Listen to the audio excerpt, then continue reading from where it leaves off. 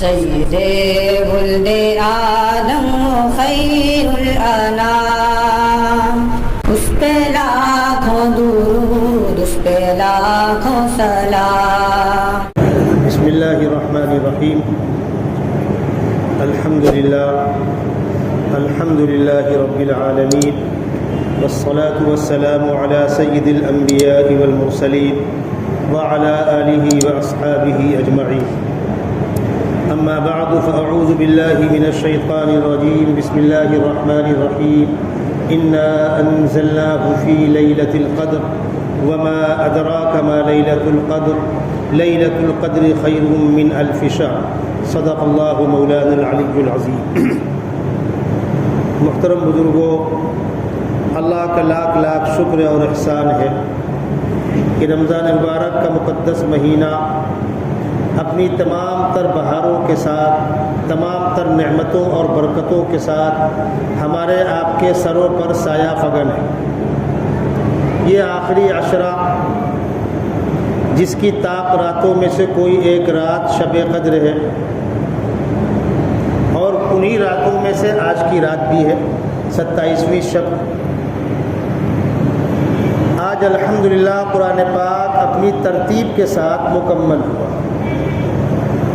قرآن اللہ کی وہ آخری آسمانی مقدس کتاب ہے جس کو دیگر تمام آسمانی کتابوں پر برتری حاصل ہے، کئی پہلوؤں سے۔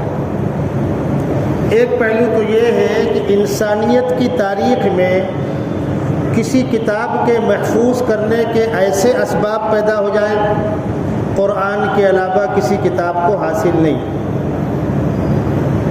روئے زمین پر اس کتاب کے علاوہ کسی کتاب کے حافظ نہیں ہوتے۔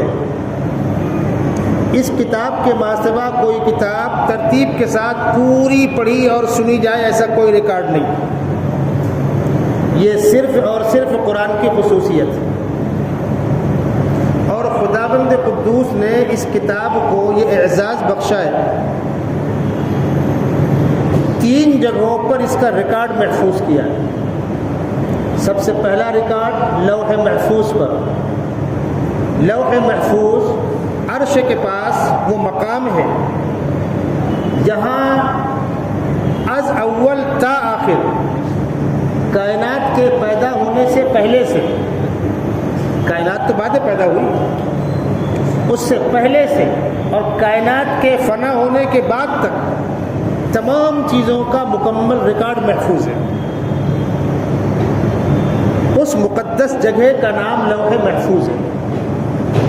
تو خداوند قدوس نے قرآن پاک کا پہلا ریکارڈ تو لوح محفوظ کے اندر کرا دیا۔ دوسرا ریکارڈ 7ویں آسمان پر ہے، اور تیسرا ریکارڈ زمین پر سب سے پہلے سیدنا محمد رسول اللہ صلی اللہ علیہ وسلم کے سینے پر، پھر آپ کے توسط سے صحابہ اور تابعین اور امت کے مختلف افراد کے سینوں میں، جو آج ہمارے آپ کے سامنے موجود ہے۔ پہلا ریکارڈ لوح محفوظ سے جب 7ویں آسمان پہ اتارا گیا، 7ویں آسمان سے مراد جو آسمان دنیا سے قریب ہے، ہمارے لیے سب سے نیچا آسمان، اس کو 7واں آسمان کہتے ہیں۔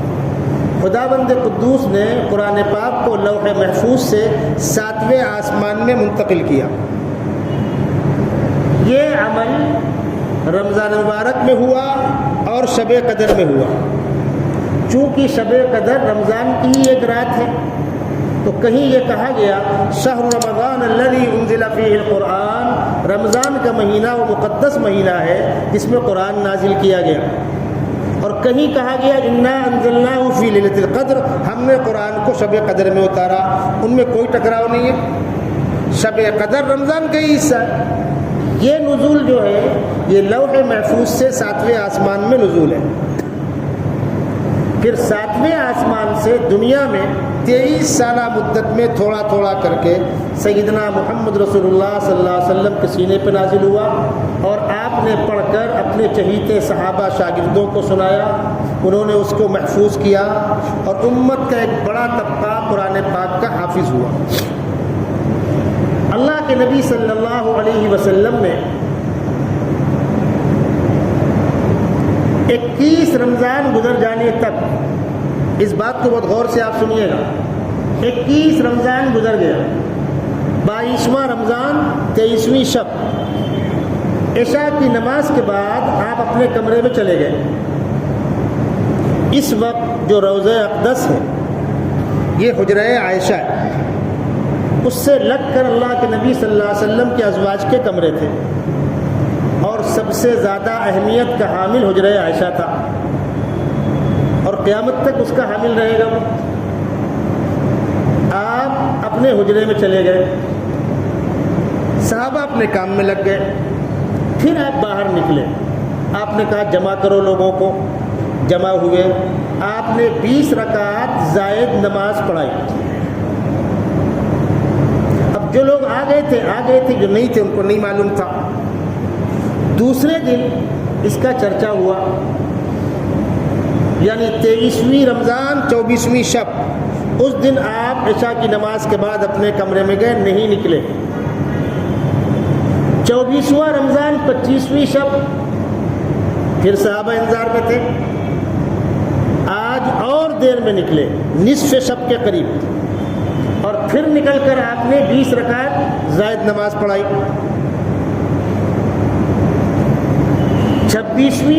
25ویں رمضان 26ویں شب پھر نہیں پڑھائی۔ 26واں رمضان 27ویں شب، یہ ناغا کر کے 23، 25، 27۔ اب چونکہ صحابہ کو معلوم تھا کہ ناغا کر کر کے پڑھا رہے ہیں، بہت بڑا مجمع آ گیا۔ یہ جو آپ 27ویں شب کو باہر نکلے، یہ اور دیر میں، یعنی نصف شب کے اور آگے، تقریباً 2:30 بجے۔ صحابہ کہتے ہیں نماز پڑھتے پڑھتے اتنی تاخیر ہو گئی تھی کہ ہم کو ڈر لگ رہا تھا کہیں سحری چھوٹ نہ جائے۔ 3 راتوں میں آپ نے ناغا کر کے 23، 25، 27 یہ نماز پڑھائی، اور اس کے بعد فرمایا میں اس کو مسلسل نہیں پڑھاؤں گا، تم لوگ اپنے اپنے طور پر پڑھ لیا کرنا۔ اللہ کے نبی صلی اللہ علیہ وسلم کا انتقال ہو گیا، سیدنا ابوبکر صدیق کی خلافت کا دور آیا۔ صحابہ عشاء کی نماز کے بعد اپنے طور پر 20 رکعت نماز زائد پڑھتے تھے، الگ الگ 2-2، 4-4 کی ٹولیاں بنا کر، اختیاری عمل تھا، پوری مسجد میں ایک جماعت نہیں ہوتی تھی۔ اس طریقے سے آپ تاک رات میں 2 یہاں بیٹھے، 4 وہاں بیٹھے، قرآن شریف پڑھتے رہتے ہیں، اجتماعی طور پر کوئی ایک عمل نہیں ہے۔ سیدنا ابوبکر صدیق کی خلافت کا دور ایسے ہی گزر گیا، سیدنا عمر بن خطاب کی خلافت کا دور آیا۔ اس بات کو اچھی طرح آپ سن لیں، دور صدیقی جو ہے مختصر ہے، 2 سال 3 ماہ 10 دن، اور دور صدیقی فتنوں سے نمٹنے میں گزر گیا۔ آپ نے بارہا سنا ہوگا، تفصیل کا موقع نہیں، اشارے کر رہا ہوں۔ اللہ کے نبی صلی اللہ علیہ وسلم کی وصال کے بعد دنیا کی بڑی طاقتیں روم و فارس مدینے پر حملہ کر کے مسلمانوں کو نیست و نابود کرنے کی پلاننگ کر رہی تھی۔ ایک طرف یہ خطرہ، ایک طرف بارڈر کے علاقوں میں بغاوت پھیل گئی، ہم مرکز کو ٹیکس نہیں دیں گے، اپنے اپنے علاقوں میں جمع کریں گے، ہم بانٹ لیں گے۔ زکوٰۃ مدینے کے مرکز میں دینے سے انکار کیا گیا۔ دوسرا فتنہ، کچھ جھوٹے دعوے دار نبوت کے کھڑے ہو گئے، اب میں نبی ہوں، مرد و مرد، عورتیں کھڑی ہو گئی۔ ایک محترمہ کھڑی ہوئی، ان کا نام تھا سجاح، اس نے کہا اب مردوں کے نبی ہونے کا زمانہ ختم ہو گیا، اب یہاں سے عورتیں نبی ہوا کریں گی، پہلی میں۔ تاریخ میں اس کا ریکارڈ محفوظ۔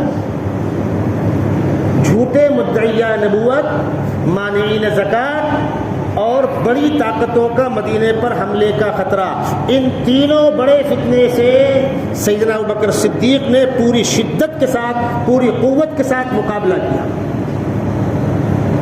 حتیٰ کہ جن لوگوں نے مدینے کے مرکز میں زکوٰۃ بھیجنے سے انکار کر دیا تھا، ان کے خلاف سختی نہ برتی جائے، وقتی بات ہے، بعد میں نمٹ لیں گے، یہ رائے عام صحابہ کی تھی۔ سیدنا عمر بن خطاب کی یہی رائے تھی کہ مانعین زکوٰۃ کے خلاف لشکر کشی نہ کی جائے۔ اس موقع پر سیدنا ابوبکر صدیق نے فرمایا تھا عمر کفر کے حالت میں بڑے بہادر تھے، اسلام میں آ کر بزدلی کی باتیں کرتے ہو۔ یہاں معاملہ الٹا ہے، ابوبکر عام طور پر نرم ہوا کرتے تھے، عمر گرم ہوا کرتے تھے، یہاں کیا ہو رہا ہے؟ اور فرمایا جنگ ہوگی جنگ ہوگی جنگ ہوگی، اینقص الدین وانا حی، میرے جیتے جی دین میں کمی ہو یہ نہیں ہوگا۔ اس کے بعد فرمایا اگر کوئی ساتھ نہیں دیتا میرا سامان رکھو سواری پر، تنہا میں جاؤں گا۔ کس نے فرمایا؟ سیدنا ابوبکر صدیق نے۔ سیدنا عمر بن خطاب نے آ کر سواری کے پیر پکڑ لیے۔ امیر المومنین مخالفت مقصد نہیں ہے، ایک مشورہ تھا، فیصلہ تو وہی ہوگا جو آپ کا حکم ہوگا، اور بالآخر لشکر گیا۔ تو سیدنا ابوبکر صدیق کی خلافت میں یہ جو اہم مسائل تھے ان سے نمٹنے میں ہی 2 سال 3 ماہ گزر گئے، لیکن اس کا فائدہ کیا ہوا معلوم ہے؟ جب اسلامی لشکر مدینے سے باہر نکل کر باطل طاقتوں کی سرکوبی کر رہا ہے، تعاقب کر رہا ہے، تو وہ بڑی طاقتیں جو مدینے پر حملے کی پلاننگ کر رہی تھی ان کی پنڈلیاں کانپنے لگی۔ ارے اتنے مضبوط، ہم مدینے پر حملے کی پلاننگ کر رہے ہیں اور یہ لشکر مدینے سے باہر نکل کر 500 1000 کلومیٹر دور جا کر جنگ کر رہے ہیں، اس کا مطلب مسلمانوں کے پاس بہت طاقت ہے۔ پھر ان کی ہمت نہیں پڑی اور بالآخر ان بڑی طاقتوں سے جنگ ہوئی۔ عیسائیوں کی بڑی حکومت تھی روم میں، اور پارسیوں کی آتش پرستوں کی بڑی حکومت تھی فارس میں۔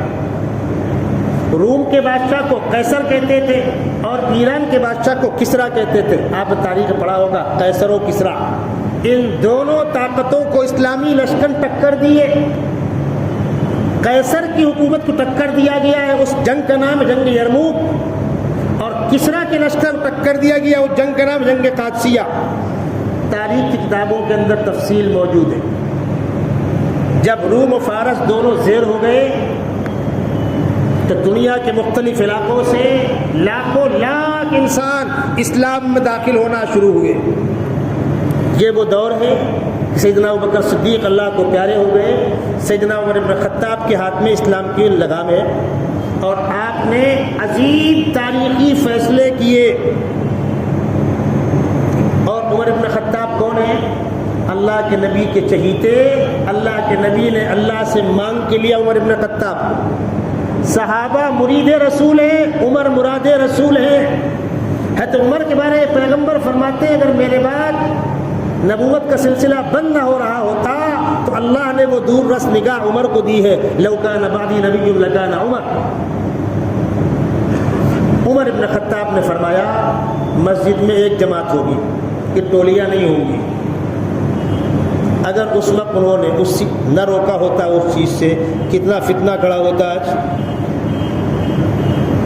ایک بڑے مشہور صحابی ہے قاری قرآن ابی بن کعب، ان سے کہا آپ امامت کیجئے، اور سب لوگوں سے کہا کہ ایک جماعت کے ساتھ نماز پڑھو۔ وہ نماز جو اللہ کے نبی نے 3 دن ناگا کر کر کے 23 25 27 پڑھائی تھی، اور لوگوں سے کہا تھا کہ میں اس کو مسلسل نہیں پڑھا رہا، کہیں تم پر فرض نہ ہو جائے، تمہارا اختیار۔ سیدنا عمر بن خطاب نے اس مختلف چھوٹی جماعتوں کو ملا کر ایک جماعت کر دی اور فرمایا ایک قرآن ترتیب کے ساتھ مکمل پڑھا جائے، کم از کم ایک قرآن، زائد اللہ جو توفیق دے آپ کو۔ اس نماز کا نام ہے نماز تراویح۔ سیدنا عمر کون ہے؟ خود خلیفہ راشد ہیں۔ ان کے بعد عثمان غنی، انہوں نے اس فیصلے کو برقرار رکھا، وہ خلیفہ راشد۔ ان کے بعد حضرت علی مرتضیٰ، انہوں نے اس فیصلے کو برقرار رکھا، وہ خلیفہ راشد۔ ایک بات بھی سمجھ لیجئے آپ، اللہ کے نبی صلی اللہ علیہ وسلم کے زمانے میں قرآن اس شکل میں جمع نہیں تھا جس شکل میں آج ہمارے آپ کے سامنے ہے، مختلف ٹکڑوں میں تھا، یکجا نہیں تھا۔ سیدنا عمر بن خطاب نے سیدنا ابوبکر صدیق سے عرض کیا ابوبکر اللہ کے نبی دنیا سے رخصت ہو گئے، قرآن جمع نہیں ہے، اس کو جمع کر دو۔ سیدنا ابوبکر صدیق نے فرمایا عمر جس کام کو اللہ کے نبی کر کے نہیں گئے اور کرنے کے لیے کہہ کر نہیں گئے وہ کام میں کیسے کروں؟ حضرت عمر نے فرمایا اس کام میں سراسر خیر ہے، دین کا فائدہ ہے، یہ تحفظ دین کا اقدام ہے۔ اللہ کے نبی کی مصروفیت نے آپ کو فرصت نہیں دی، ہم کو تم کو یہ کام کرنا ہے۔ سیدنا ابوبکر صدیق نے فرمایا میں استخارہ کر لوں، استخارہ کیا، اس کے بعد کہا عمر مجھے انشراح ہو گیا، اب قرآن جمع کیا جائے۔ قرآن جمع کیا گیا۔ ذرا غور کیجیے گا، جب عمر ابن خطاب کہہ رہے ہیں تو قرآن کو جمع کرا دو، تو ابوبکر جواب کیا دے رہے؟ اللہ کے نبی نہ کر کے گئے نہ کہہ کر گئے، اس کا تذکرہ نہ قرآن میں ہے نہ حدیث میں ہے نہ پیغمبر کے منشا سے ہم کو کچھ سمجھ میں آیا، آپ اسی حال میں چھوڑ کر چلے گئے، ہم یہ کام کیسے کریں؟ تو جواب کیا مل رہا ہے؟ یہ تحفظ دین کا مسئلہ ہے، یہ تحفظ دین کا مسئلہ ہے، اس میں اختلاف کس بات کا؟ اور بالآخر باجماع امت قرآن جمع کیا گیا۔ یہاں پر رک کر ایک بات اور سمجھ لیجئے، یہ باتیں روز روز نہیں ہوا کرتی، اللہ نے ڈال دیا، سن لیجئے۔ جب اللہ کے نبی صلی اللہ علیہ وسلم پر قرآن نازل ہوتا تھا اور آپ پڑھ کر امت کو سناتے تھے، آپ کا قبیلہ ہے قریش، قرآن نازل ہوا ہے قریش کی لغت پر، لیکن اہل عرب 7 طرح اپنی زبانیں بولتے تھے۔ اہل عرب کے یہاں عربی زبان 7 طرح بولی لکھی پڑھی جاتی تھی۔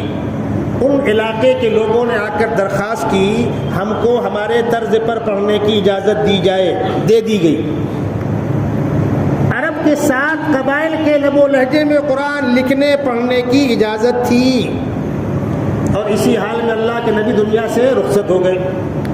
سیدنا ابوبکر صدیق جب قرآن کو جمع کیا تو بالکل اسی توسع کے ساتھ 7 طرح لکھنے پڑھنے کی اجازت، 7 طرح کے نسخے مرتب کرا دیے۔ چلتا رہا مسئلہ، اسلامی دائرہ کار اور بڑھا اور بڑھا اور بڑھا۔ سیدنا عمر بن خطاب کی خلافت میں آدھی دنیا پر اسلام کا پرچم لہرا رہا تھا۔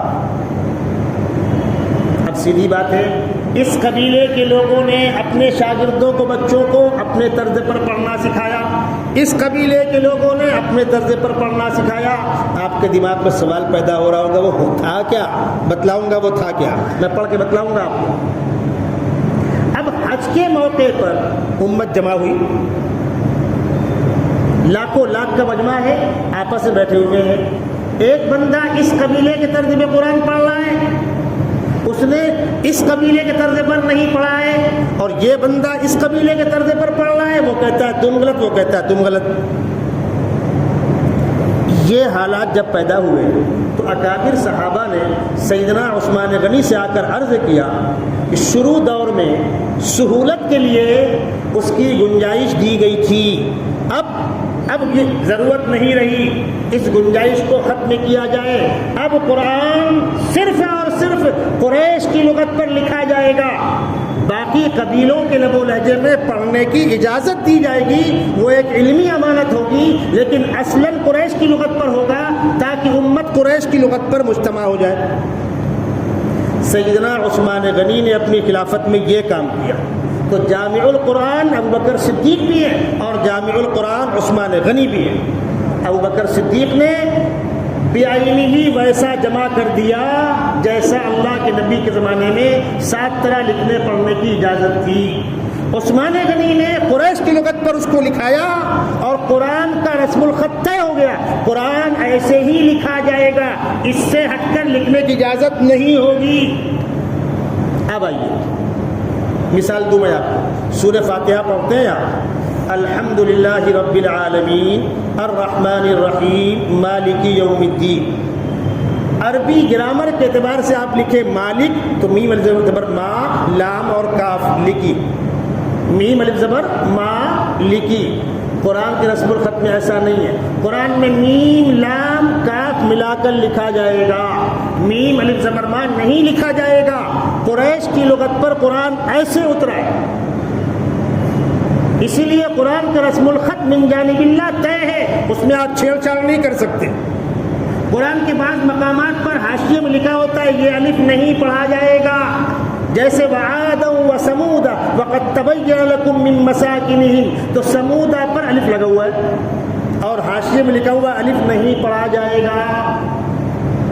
کوئی کہنے والا کہے مولوی صاحب اگر غلطی سے ایک بار چھپ گیا تو آئندہ نکال دو اس کو، لکھتے بھی ہو اور کہتے ہو پڑھا نہیں جائے گا، کیوں؟ قرآن میں ایسا ہی اترا ہے، اللہ کے نبی نے ایسا ہی لکھایا ہے۔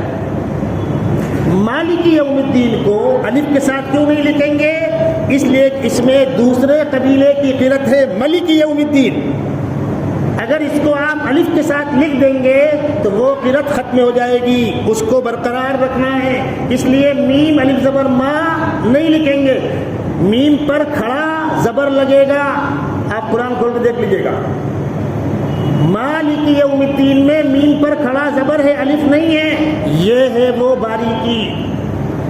سیدنا عمر بن خطاب نے، سیدنا عثمان غنی نے قرآن کو اس طرز پر جمع کیا اور الحمدللہ پوری دنیا کے اندر قرآن عرب کے رسم الخط پر لکھا جا رہا ہے۔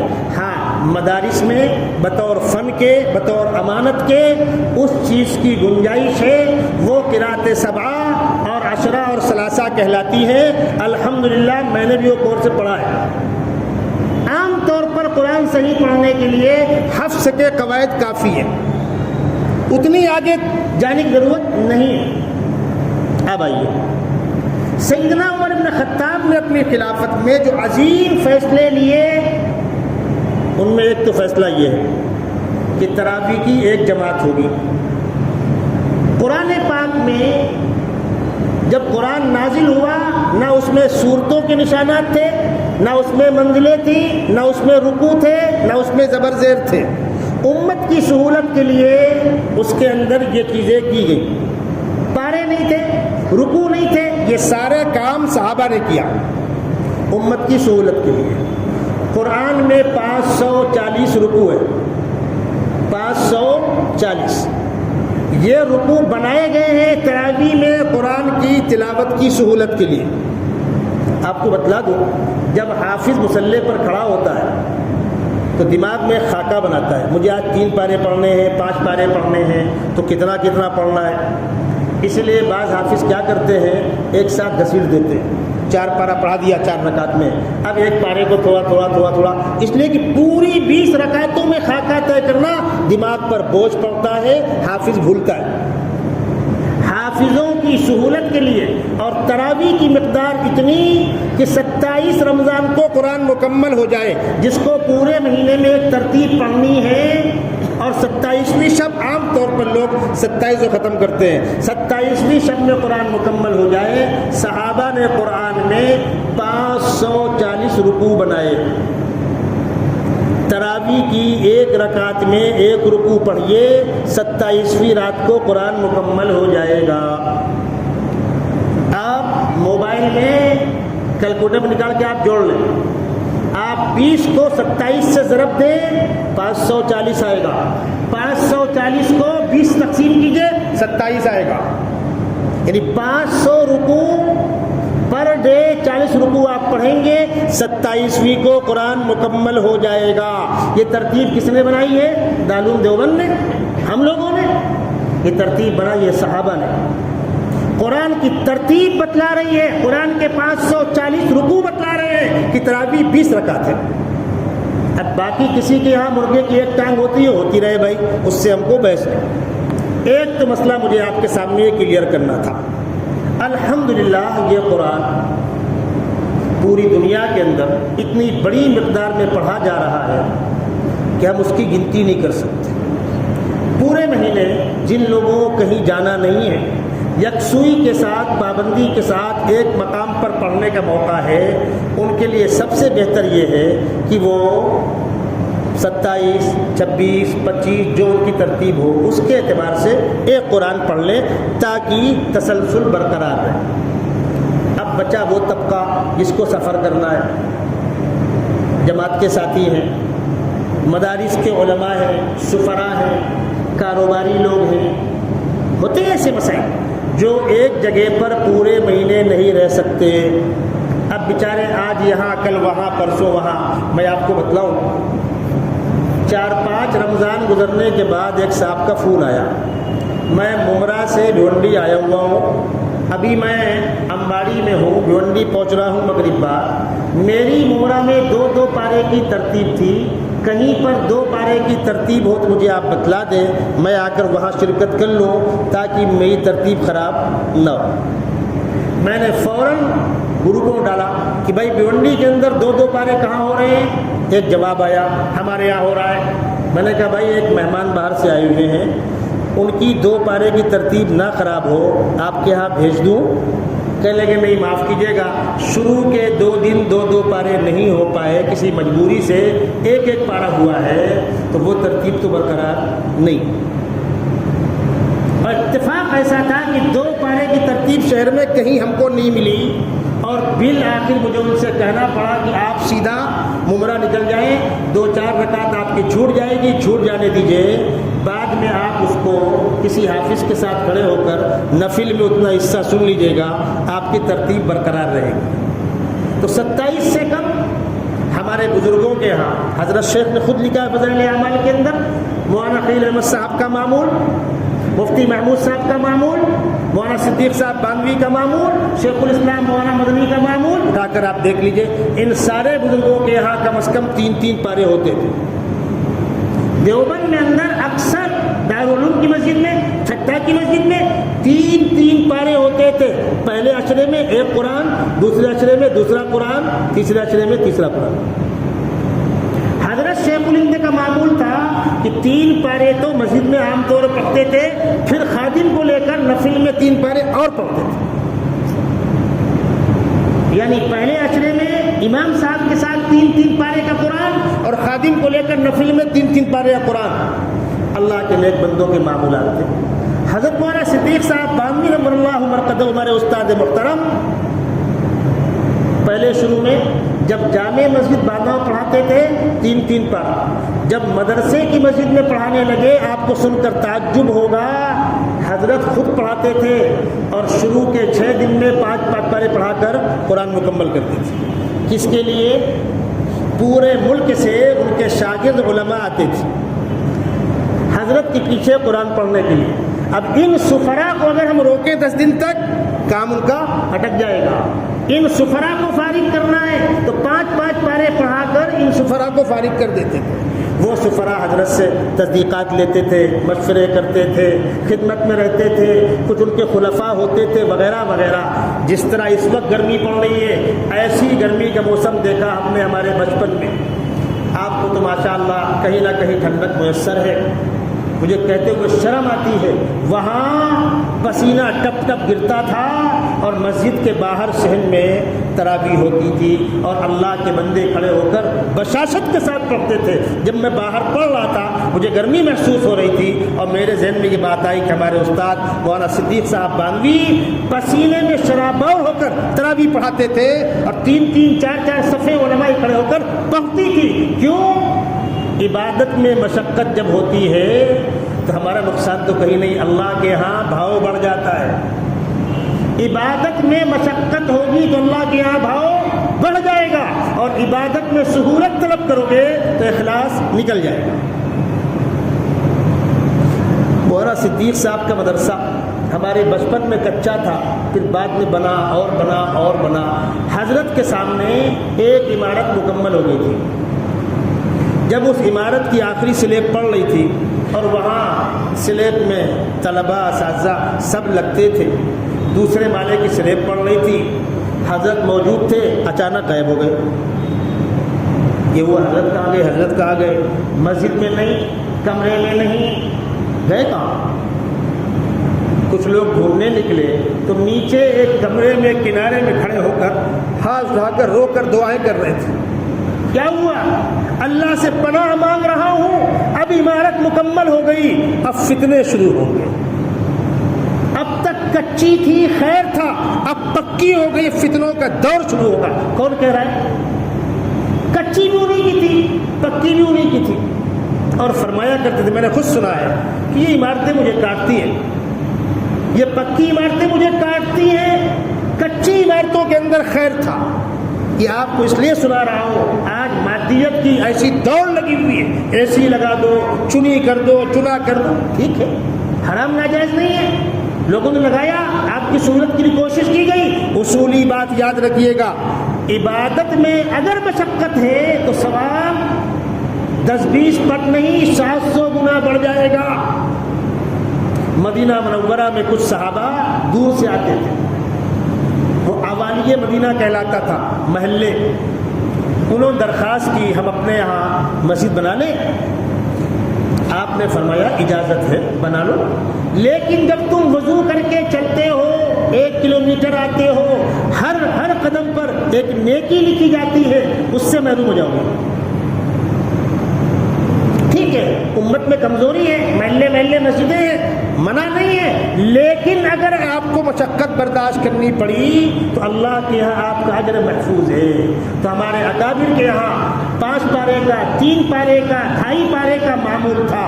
وضاحت کر رہا ہوں صاف الفاظ میں، بعض لوگوں کو غلط فہمی ہے 27 سے کم درست نہیں ہوتی ہے، آپ بتلا دو کتنے روز درست ہوتی ہے۔ ہمارے معمول، ہمارے اساتذہ کے یہاں معمول تھا 3 پارا پڑھنے کا، کیا غلط تھا؟ قرآن و سنت کے اندر کہیں مقدار لکھی ہوئی ہے؟ یہ تو آخری درجہ، پورے مہینے میں ایک قرآن پڑھنا ہو سہولت کے ساتھ اور 1 رکعت میں 1 رکوع پڑھو تو 27ویں شب کو قرآن مکمل ہو جائے گا۔ یہ ان لوگوں کے لیے بہتر ہے جن کو کہیں جانا نہیں، اور جن کو کہیں جانا ہے یا وہ 1 سے زائد قرآن سننا چاہتے ہیں، ان کی بشاشت پر بس ایک بات ذہن میں رہے، قرآن اطمینان سے پڑھا جائے، تلفظ درست ادا ہو، جس طرح الحمدللہ آپ کی مسجد کے اندر قرآن پڑھا جاتا ہے، طبیعت خوش ہو جاتی ہے۔ بے تکلف کہہ رہا ہوں، ہم لوگ پورا مہاراج گھومتے ہیں، چپے کا پانی پیتے ہیں، خوش قسمت ہیں آپ جن چند مساجد میں قرآن اطمینان کے ساتھ، نماز کے ارکان اطمینان کے ساتھ، بشاشت کے ساتھ پڑھی جائے۔ یہاں سے نکل کر باہر جا کر گپے مارنا اور کرنا کیا؟ ہمارے محلے میں آدھے گھنٹے میں ہو جاتی ہے، ہمارے محلے میں 40 منٹ میں ہو جاتی ہے۔ عبادت ہے، یہ عبادت ہے حضرت۔ جب کاروبار میں 5 روپیہ میٹر بچ رہا ہو تب نہیں کہتے ہو کہ رات بھر لوٹ کیوں چل رہا ہے، فلانا کارخانہ بغل والا 8 گھنٹے بند کر دیتا ہے، آمدنی ہو رہی ہے، آپ بڑھ کر حاصل کرتے ہو، یہ نیکی کا کام ہے۔ تو قرآن پاک کو تراویح میں کتنا پڑھنا، اس کی کوئی مقدار طے نہیں۔ اور ایک اہم بات اور سن لیجئے، آج سے 30-40 سال پہلے بھیونڈی کے اندر حفاظ نہیں تھے، بڑی مسجدوں میں حفاظ باہر سے آتے تھے، پٹیل مسجد میں حافظ باہر سے آتے تھے، واجہ محلے میں حافظ باہر سے آتے تھے، مسجدیں بھی کم تھیں، حافظ بھی کم تھے۔ الحمدللہ اب یہ شہر حفاظ سے بھرا ہوا ہے، یہاں کے اداروں میں ہر سال کم از کم 100 حافظ نئے نکلتے ہیں، 40 سے زائد، کبھی 44، 45، 48 اتنے حفاظ تو سراج العلوم ہر سال نکالنا ہے۔ اور بھی ادارے ہیں، کہیں 15، کہیں 25، کہیں 10، کہیں 5۔ آپ کے یہاں اس سال جو بچے ہاسٹل میں رہتے ہیں اس میں 7، اور جو اسکول پڑھ کے حافظہ کر رہے ہیں وہ 10، 17 تو آپ کے یہاں نکلے۔ مسجدیں اتنی ہی ہیں۔ جو حافظوں کا نیا پروٹیکشن آ رہا ہے، ان حافظوں کا قرآن کیسے محفوظ رہے گا؟ کوئی بتلائے ہم کو، ان حافظوں کا قرآن محفوظ کیسے رہے گا؟ علاوہ اس کے کہ الگ الگ علاقوں میں مسجدوں سے ہٹ کر ٹیرس پر، فارم ہاؤس میں، سائلنگوں میں، آفسوں میں، چھوٹی جماعتوں میں ان حفاظ کی ٹولیاں الگ الگ تراویح پڑھائیں تاکہ امت فیضیاب بھی ہو اور حافظ کا قرآن بچے۔ یہ میں اس سوال کا جواب دے رہا ہوں، علاقے کے اندر تراویحیں ہوتی ہیں، میں جاتا ہوں ختم میں مسجد اقصیٰ کے پاس، الگ جماعت کرنے کی کیا ضرورت ہے؟ میں نے کہا حضرت میں خود موجود ہوں، آپ کو سمجھتا ہے مجھ کو نہیں سمجھتا، کیا برائی ہے؟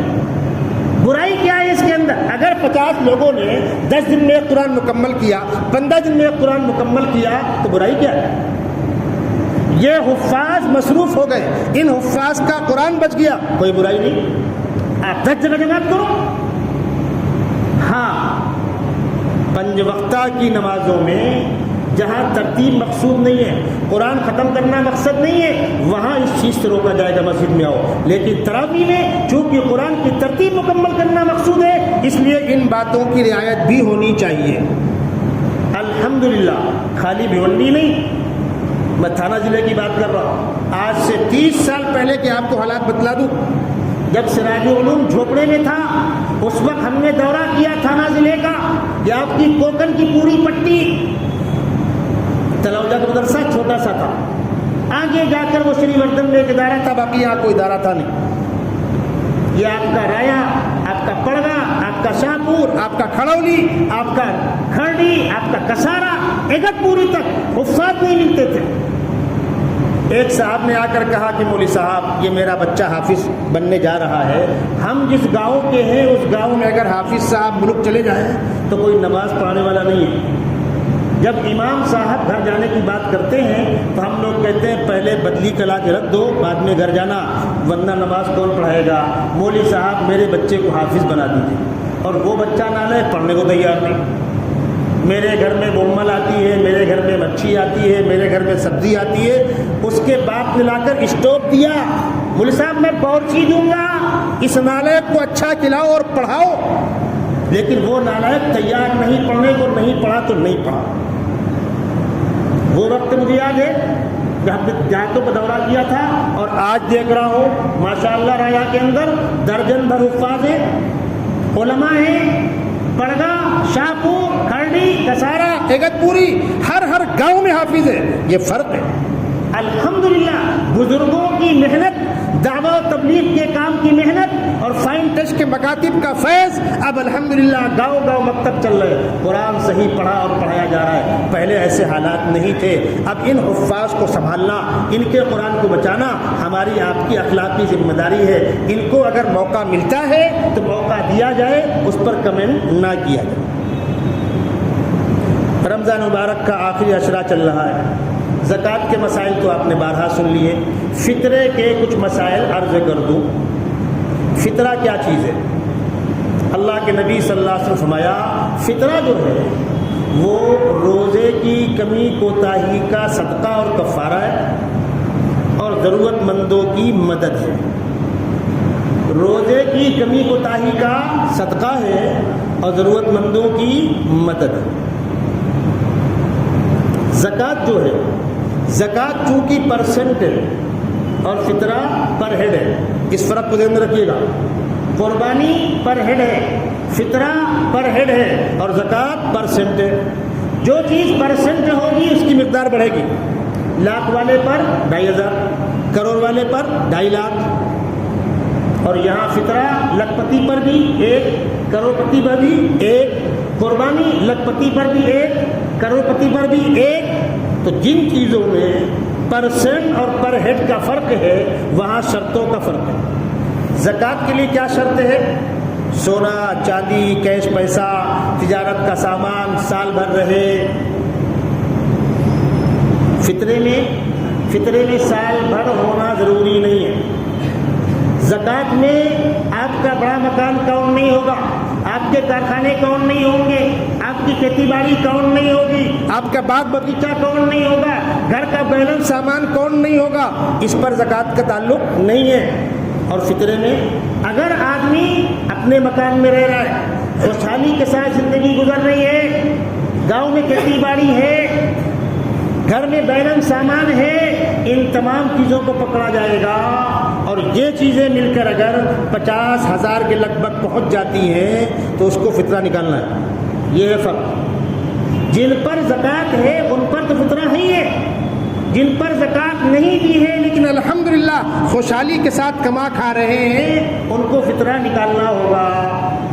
ایک فطرے میں کیا نکالنا؟ اللہ کے نبی صلی اللہ علیہ وسلم فرمایا گیہوں نصف سا، جس کی قیمت عام طور پکڑ کے ہم بتاتے ہیں فی کا 60 روپیہ، فی کا 70 روپیہ، یہ گیہوں پکڑا جاتا ہے نصف سا۔ جو 1 سا، کھجور 1 سا، کشمش 1 سا۔ عرب میں وہاں گیہوں اور کھجور ایک بھاؤ تھا، گیہوں کشمش ایک بھاؤ تھا۔ ہندوستان میں गेहूँ सस्ता, किशमिश बहुत महंगी, खजूर उससे कम महंगी। मुतवस्सित किस्म की खजूर तकरीबन 200 रुपया किलो आती है। अब 3.5 किलो खजूर कितने की हुई? 700 रुपये की। किशमिश और महंगी। मैं वजाहत कर रहा हूँ, जिसको अल्लाह ने साहिब हैसियत बनाया है वो गेहूँ की मिकदार पकड़ के न बैठे।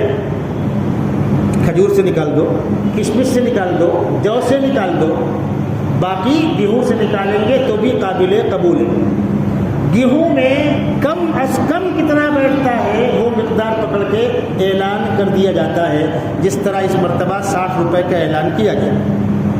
आप निकालेंगे अपना, बाल बच्चों का, देंगे गरीबों को जो बहुत खस्ता हाल है उनको देना है। अगर आप किसी को डायरेक्ट देना चाहते हैं दे दीजिए, मना नहीं है। अगर डायरेक्ट देना है तो बेहतर है 2 दिन 4 दिन पहले आप निकाल दीजिए, ताकि वो भी अपने घर में ईद का इंतज़ाम कर सके। इदारे वाले भी लेते हैं, वो गरीब तलबा पे इस्तेमाल करते, उसकी भी इजाज़त, मना नहीं है। ईद की नमाज से पहले निकाल दो, नहीं निकाल सके बाद में निकाल दो। ये जो चांद रात में एक ऐलान होता है कि ज़मीन और आसमान के बीच में लटके रहोगे, तुम्हारा रोज़ा मुअल्लक रहेगा, ये गुलू है, ये गुलू है। आप उस रात में निकाल दें, ईद की नमाज से पहले निकाल दें, बेहतर। नहीं मौका मिला ईद के बाद निकाल दो। बेचारे बाद लोग आते हैं नमाज के बाद बड़े रोंदे, सर झुका हुआ, क्या हुआ? हम मुल्ज़ साहब सो गए थे, नमाज के वक्त हमारी आँख खुली, हम फितरा नहीं कटवा पाए, क्या करें? अब कटवा ले भाई। वो समझता है कि न ईद हुई न रमज़ान कबूल हुआ। ये जो फितरे के सेंटर लगा के लोग बैठे हुए हैं, ये डरा रहे हैं उम्मत को मार मार के, मुनासिब नहीं है। मसला बतला दीजिए कि भाई आप अपना और अपने घर वालों का फितरा इतनी मिक़दार जोड़ करके निकाल दीजिए। आप चाहे तो यहाँ दें, चाहे वतन में दें, किसी भी गरीब को दें, इदारे में दें, कोई कबाहत बुराई नहीं। आपकी मस्जिद के अंदर अल्हम्दुलिल्लाह जो मकतब का निज़ाम चल रहा है वो अपनी जगह, स्कूल में पढ़ने वाले बच्चों के लिए जो हाफ़िज़े का निज़ाम चल रहा है वो अपनी जगह। 2 साल पहले ही कोशिश थी इस निज़ाम को बड़ा किया जाए, लॉकडाउन लग गया। अब अल्हम्दुलिल्लाह लॉकडाउन उठ गया। जिन बच्चों ने यहाँ हाफ़ज़ा किया है, अब उनके घर वालों का मुतालबा है और शहर का मुतालबा है तो इसी अंदाज का गैर इकामती आलिम कोर्स भी चलाया जाए। बच्चे स्कूल पढ़ते हुए या वो 10वीं 12वीं करके अपना कारोबार देख रहे हैं, अब माशाअल्लाह जमात से लग गए, उलमा से वाबिस्ता हो गए, मस्जिद में आने लगे, उनको शौक़ है हम भी आलिम बन जाएं। इस किस्म के लोगों के लिए ऐलान किया जा रहा है कि इंशाअल्लाह आने और जाने वाले तलबा के लिए, गैर इकामती तलबा के लिए 5 साला आलिम कोर्स का आगाज़ किया जा रहा है आपकी मस्जिद में। ईद के बाद 10 दिन के बाद इसका दाखिला शुरू होगा। जो हजरात ख्वाहिशमंद हो, ये आने और जाने वाले यानी स्कूली तलबा या स्कूल पढ़ कर के फारिग होकर बैठने वाले कम अज़ कम 10वीं पास हो, इनके लिए वो 5 साला कोर्स होगा। एक बैच सुबह चलाएंगे, एक शाम चलाएंगे, जैसे हालात होंगे। अभी वक्त की तायीन नहीं की जा रही है, लेकिन इंशाअल्लाह वो सिलसिला शुरू किया जाएगा। जिन लोगों को उसमें दाखिले का शौक़ हो, मुफ्ती एजाज साहब से रब्ता करें, कभी मैं राहत मुझसे रब्ता कायम कर सकते हैं आप, इंशाअल्लाह वो सिलसिला शुरू होगा। दूसरा, जिस तरह आम मदरसों में दारुल इकामा में रख कर, हॉस्टल में रख कर बच्चों को आलिम कोर्स से पढ़ाया जाता है, इंशाअल्लाह यहाँ भी वो सिलसिला शुरू किया जाएगा। अब तक हाफ़िज़े का निज़ाम चल रहा था, तकरीबन 20-25 बच्चे रहते थे। सामने की इमारत में मतबख है, बावर्ची है, 2 असातिज़ा है, एक कारी है, तकरीबन 60-70 हज़ार रुपया माहाना उस पर खर्च आता है। इस साल रमज़ान के बाद लोगों मुझसे पूछा कि मौलवी साहब वो जो मस्जिद अक़सा में निज़ाम चलता है उसका चंदा, हमने कहा चंदा दोगे तो ले लेंगे, मुफ्ती एजाज साहब के पास पावती रहती है, मुझको दोगे तो मैं ले लूँगा, हमको शोर करने में अच्छा लगता नहीं है, छोटा सा निज़ाम है, हमारे मुआविनीन ताउन करते हैं, लेकिन अगर आप देंगे तो इनकार नहीं है, इसलिए खर्चा है। उसका आसान तरीका ये है कि एक बच्चे का खर्चा कोई ले ले। अभी कितना ले रहे साल का? एक बच्चे का सालाना खर्चा 18,000 रुपया। आप चंदा मत दीजिए हमको, एक बच्चा आपका, एक बच्चा आपका, एक बच्चा आपका। आप कहेंगे तो हम बच्चे से मुलाकात करवा देंगे। आपके 4 बच्चे आपके खूनी के बेटे हैं, ये दीनी बेटा है, اگر ایک بچے کو آپ نے حافظ یا عالم بنایا اور انشاءاللہ وہ نیک پرہیزگار نکلا اور دنیا کے اندر اس نے کام کیا، تو اس سے بہتر کوئی ایصال ثواب ہوگا؟ بہترین خراج عقیدت ہے اپنے مرحومین کے لیے۔ میں آپ سے نہیں کہتا کہ آپ کھڑے ہو کے نام لکھائیے، لیکن اطلاع کر رہا ہوں عید کے بعد یہ نظام اور بڑا ہوگا۔ اب تک تو بچے مختصر تھے، اس کے اندر عالم کورس کے طلباء کو بڑھایا جائے گا، تجوید کا باقاعدہ شعبہ انشاءاللہ کھولا جائے گا، شعبہ قرأت، جس میں بچے رہ کر باقاعدہ کورس بندی کے ساتھ قرأت کی تعلیم حاصل کرے۔ یہ میں آپ لوگوں سے کہہ رہا ہوں، انشاءاللہ اس کا اعلان نامہ واٹس ایپ پر آ جائے گا، اخبار میں اس کا اعلان آ جائے گا۔ جن طلباء کی خواہش ہوگی، ایک شرط ہے طالب علم ہو، ٹائم پاس کرنے والے، وقت گزاری والے، ان سے ہم پہلے معذرت چاہتے ہیں نا بھائی، طلبا ہو، انشاءاللہ ان کی خدمت کی ہر ممکن کوشش کی جائے گی۔ اللہ تبارک و تعالیٰ ان کو اخلاص کے ساتھ پڑھنے اور ذمہ داران کو اخلاص کے ساتھ خدمت کرنے کی توفیق عطا فرمائے۔ ایک آدھ باتیں اور عرض کر کے بات مکمل کروں۔ رمضان مبارک کے 26 روزے 27 راتیں آج گزر گئی۔ ہمیں نہیں معلوم، ہو سکتا ہے یہ ہمارا آخری رمضان ہو۔ ایک لمحے کے لیے سوچئے، ہو سکتا ہے یہ میرا آخری رمضان ہو سکتا ہے 27ویں شب یہ آخری شب آئندہ سال میں نہ ہو سکتا ہے یہ میرا آخری روزہ ہو سکتا ہے میرے کفن میں استعمال ہونے والا کپڑا بازار میں آ کر بک رہا ہو، کسی کو نہیں معلوم۔ ہو سکتا ہے میری قبر میں استعمال ہونے والا برگا بازار میں آ کر اسٹاک میں رکھا ہو۔ آئندہ کل کیا ہوگا کسی کو نہیں معلوم۔ اس رات کی بھی قدر کیجیے اور 2-3 دن جو بچے ہیں اس کی بھی قدر کیجیے۔ اور میں تمام لوگوں سے کہہ رہا ہوں، قرآن پاک کا تھوڑا حصہ تجوید کے ساتھ صحیح پڑھ کر تھوڑا حصہ زبانی یاد کرنے کی کوشش کیجیے۔ 10 صورتیں، 20 صورتیں، آدھا پارہ، یہاں مسجد کے اندر جو نظام چلتا ہے، اگر بڑی عمر کے لوگوں کو شوق ہوگا تو انشاءاللہ ان کی رعایت کر کے بھی بیچ بنا دیا جائے گا۔ آپ ڈیلی، کسی کو فجر بعد کا ٹائم ہے، کسی کو ظہر بعد کا ٹائم ہے، کسی کو عشاء بعد کا ٹائم ہے، کسی کو ہفتے میں ایک بار ٹائم ہے۔ اللہ کے بندو، دین سیکھنے کے لیے کوئی ضابطہ اور اصول نہیں ہے، یہ دریا ہے، جس طرح چاہو فائدہ اٹھا لو۔ اور ہمیں خوشی ہے، ہمیں ناز ہے، یہ کچی مسجد جتنی بافیض ہے، عام دنوں میں بھی، رمضان میں بھی، علماء کی آمد کے اعتبار سے، جماعت کے جوڑوں کے اعتبار سے، اہل اللہ کی آمد کے اعتبار سے، شہر کی دیگر مسجدوں کو یہ فضیلت حاصل نہیں۔ ٹھیک وقت آئے گا بن جائے گی، کچی ہے بن جائے گی۔ 2 قدم پر سراج العلوم ہے، ہم لوگوں نے 28 سال پترے پہ گزارا ہے، جھوپڑے میں تھا، زمینیں خریدی گئی، ٹوٹل مسجد، آفس، کلاس روم سب پترے پہ تھے، اور آج بھی ایسا ہی ہے۔ اس تیز گرمی کے اندر تپتا تھا۔ 28 سال الحمدللہ ہم لوگوں نے گزارا ہے اس فخر کے ساتھ۔ ہمارے سامنے نہیں بنے گا، نئے لوگ آئیں گے بنائیں گے۔ اب 3 طرف روڈ ہے، زمینیں ختم ہو چکی ہیں، اب 1 دن زمین ملنا نہیں ہے، اب وہاں RCC کام شروع ہوا ہے، عمارت بن رہی ہے۔ یہاں زمین کے مسائل تھے، ان کو حل کیا گیا الحمدللہ۔ لاک ڈاؤن کی بنیاد پر کچھ تاخیر ہوئی، وقت آئے گا تعمیر ہو جائے گی۔ کچی اور پکی کوئی بنیاد نہیں ہے۔ دارالعلوم دیوبند ایک عرصے تک کچا تھا، لیکن ادارہ کچا تھا۔ شیخ الاسلام وہاں سے نکلتے تھے، شیخ الہند وہاں سے نکلتے تھے، مولانا اشرف تھانوی وہاں سے نکلتے تھے، علامہ محمد کشمیری وہاں سے نکلتے تھے۔ کوالٹی مینٹین ہونا چاہیے۔ تو آپ کی مسجد الحمدللہ اس معنی کر خوش قسمت ہے، طلبہ کی تعلیم کا نظم بھی ہے، بیک وقت کئی جماعتیں یہاں رہتی ہیں۔ رمضان مبارک کے مقدس مہینے میں سینکڑوں سفرا آئے، آرام کیا، نہائے دھوئے، چلے گئے، دعائیں دے کر گئے۔ جب جانا ہوتا ہے کہیں پر لوگ آتے مسافہ کرتے ہیں۔ رمضان میں آپ کی مسجد میں ہم سوتے تھے، کسی نے ہم کو منع نہیں کیا، یہ معمولی فیض ہے۔ یہ اللہ کے نیک بندے، عام دنوں میں آپ سر پٹک دے، نہ آپ کے آفس میں کوئی آئے گا، نہ آپ کے گھر میں کوئی آئے گا۔ یہ رمضان کی بہار ہے، مسجدیں آباد ہیں، آفسیں آباد ہیں، روڈ آباد ہیں، اور وہ مہمان آہستہ آہستہ روانہ بھی ہو گئے۔ اللہ تبارک و تعالی ہم کو اور آپ کو ان باتوں پر عمل کرنے کی توفیق عطا فرمائے۔ دعا سے پہلے ایک اعلان سن لیجئے، باہر جو بچے ہمارے تیار کیے گئے ہیں، دعا کے بعد پورے مجمع کو اندر آپ سمیٹ لیں گے۔ دروازوں کو بند کر دیں گے، دروازوں میں کھڑے ہو کر بانٹنا شروع کریں گے۔ اگر کچھ مجمع بچ جائے گا تو باہر والوں کو پہلے بانٹ دینا، اندر بعد میں آنا، خلط بلط نہ ہو۔ سامنے والے کمرے میں جو اگلے حصے میں سامان رکھا ہوا ہے اس کو نہیں چھوئیں گے، وہ سکندرابی کے لیے ہے۔ ادھر داخل ہوتے جو رکھا ہوا ہے وہ آپ کے لیے ہے۔ یہ دوستوں کی جانب سے کچھ تحفہ ہے، نان خطائی وغیرہ ہے۔ اللہ تبارک و تعالیٰ ان محبتوں کو برقرار رکھے اور اس قسم کی رونقیں ہم کو بار بار دیکھنے کی اللہ توفیق عطا فرمائے۔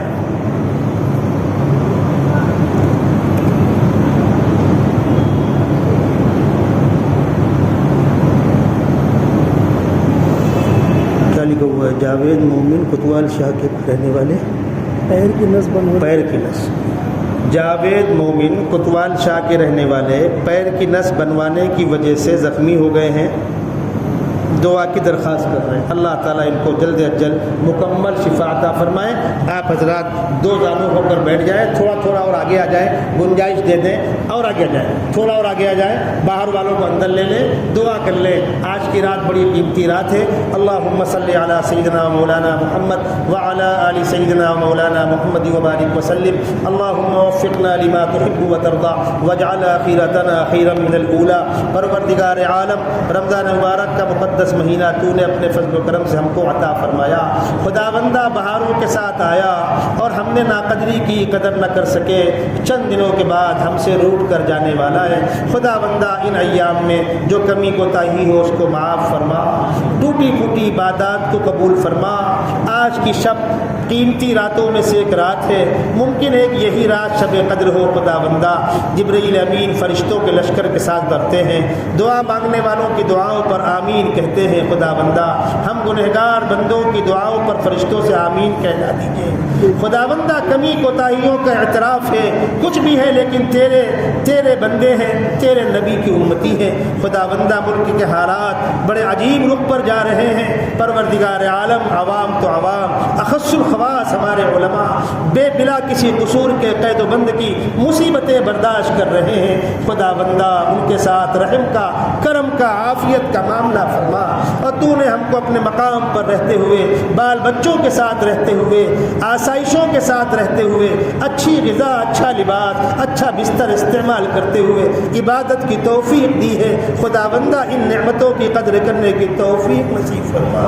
پروردگار ہم میں سے کسی کو نہیں معلوم آج کی شب کس کی آخری شب ہوگی، آج کی رات کس کی آخری رات ہوگی، یہ رمضان کتنوں کا آخری رمضان ہوگا۔ خداوندہ ہم کو اس رمضان کی قدر کرنے کی توفیق نصیب فرما۔ ہمیں نہیں معلوم، ہو سکتا ہے ہمارے کفن میں استعمال ہونے والا کپڑا بازار میں آ چکا ہو، ہماری قبر میں استعمال ہونے والے برگے بازار میں آ چکے ہو۔ خداوندہ موت کا فرشتہ روز آواز دیتا ہے، بندوں موت سے تیاری کر لو، موت کی فکر کر لو۔ ہم غافل ہیں، ہم بے توجہی کے ساتھ اس کی آواز کو ٹکرا دیتے ہیں۔ خداوندہ اپنے سے قرب نصیب فرما، ہمارے ظاہر کو اپنے محبوب کی سنتوں سے اور ہماری باطن کو اپنی یاد سے منور فرما۔ خداوندہ ہمارے جو بھائی جیلوں کے اندر قید ہیں، جلد از جلد ان کی رہائی کے فیصلے فرما۔ 10 12 سال ہو گئے، ان کی مستورات شوہروں کے ہوتے ہوئے بیوہ جیسی ہو گئی، ان کے بچے باپ کے ہوتے ہوئے یتیم جیسے بے سہارا ہو گئے۔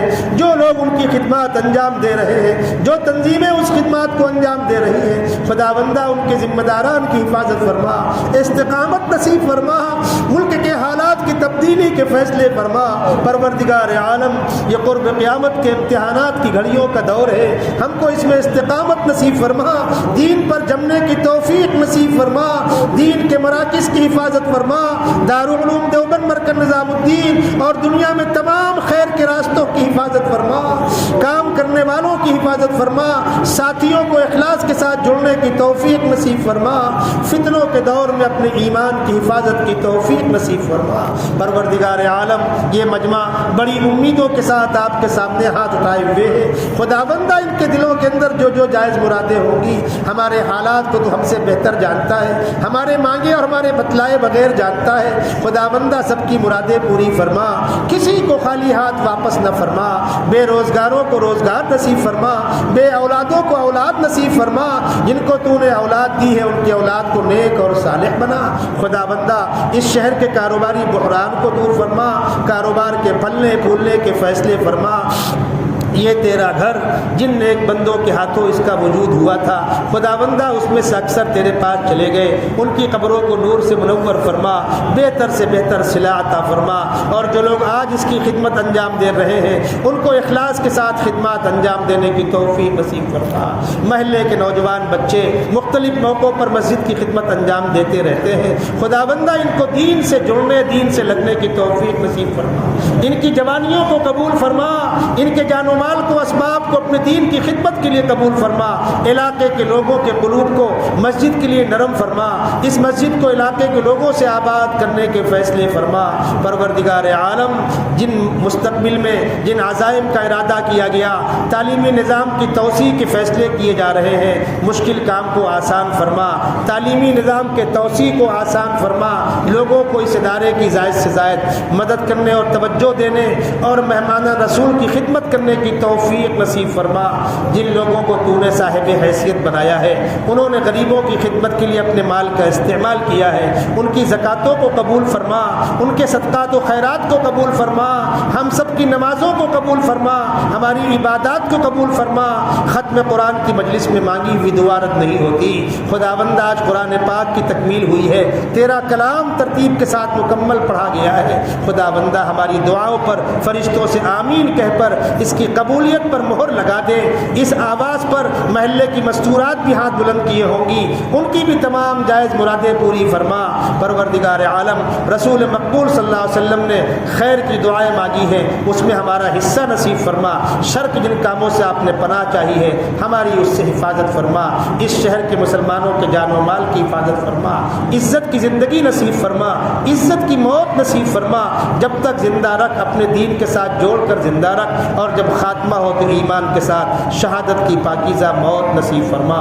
وصلی اللہ تعالی علی خیر خلقہ محمد وعلی آلہ واصحابہ اجمعین برحمتک یا ارحم الراحمین۔